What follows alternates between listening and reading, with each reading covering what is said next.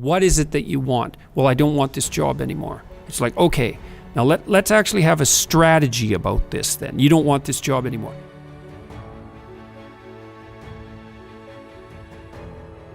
Seems to me that you're making a distinction between discipline and strategy, like impulsive moral responding. Like let's say that you are in a situation where you have a boss who's intolerable, and maybe what you'd like to do, the resentment is built up over 5 years, and you'd like to go in there and yell at him and tell him everything you think. And you think, well, that's the truth. It's like, well, it's not a very sophisticated truth, because you're doing a shallow and impulsive analysis of the situation. Like, it would have been the case that you've already compromised yourself in 500 ways. And I'll get back to the playing the game issue, because you do have to discipline yourself too. And you have to discipline yourself to some degree by allowing yourself to do arbitrary things that are part of the system, right? That's a necessary part of discipline. And discriminating that from compliance with unethical activity is very difficult. So that's a hard situation. But let's say you're going to counsel someone who has an intolerable boss, and they come in and they're right at the end of their tether, because maybe that's why they come for counseling. They say, I really want to tell that son of a bitch what I think of him. And you think, well,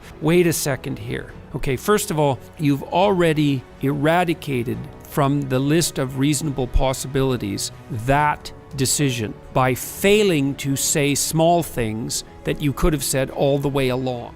On your journey of success, a lot of times it's not about what you're gaining or what you're learning, but it's about what you're getting rid of, what you're taking away. And a lot of times that's going to be whatever's making you feel bad or feel negative, because you want to get rid of all the negativity in your life. Make sure that none of it is there. You have to want to make sure that you don't have any negative things going on. You see, if you have the opportunity to get rid of it, why wouldn't you? Why would you keep something negative in your life that's hindering your experience and making you not want to be the real person that you are? So whenever the opportunity, get rid of the negative things in your life so you can be a better version of you.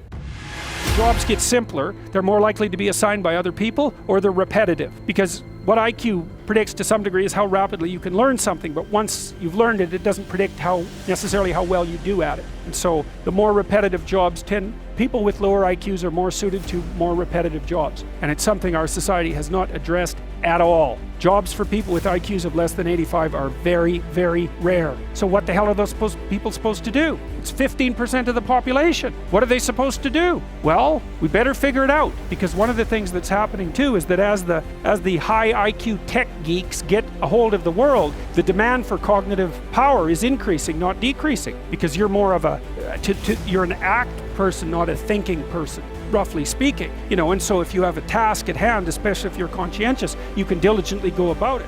Primary motive as a clinical psychologist and educator is to help individuals live more meaningful and productive lives in harmony with their families and their community. That's my motive. And the evidence for that, I think, is, well, if people go online, and first of all, you can watch the lectures and decide for yourself, but you can also go, I suspect probably maybe 250,000 people have commented on the lectures and their effects on them. And so that's what people say. I'm watching the lectures, I'm trying to develop a vision for my life, I'm trying to become more responsible, and it's really helping. I want to help as many individuals as possible become more courageous, more truthful, and more engaged in the pursuit of individual, familial, and social harmony. That's what I want.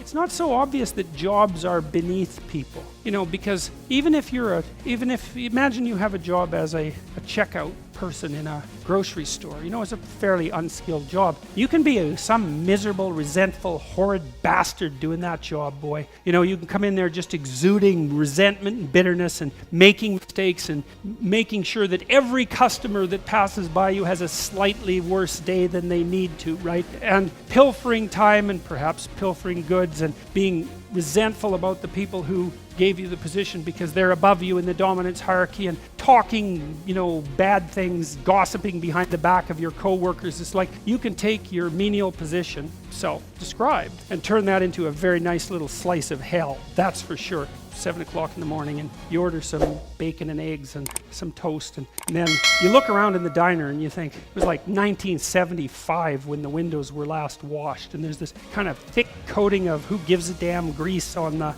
walls, and the floor too has got that sort of stickiness that you really have to work at to develop over years. Thanks so much for watching.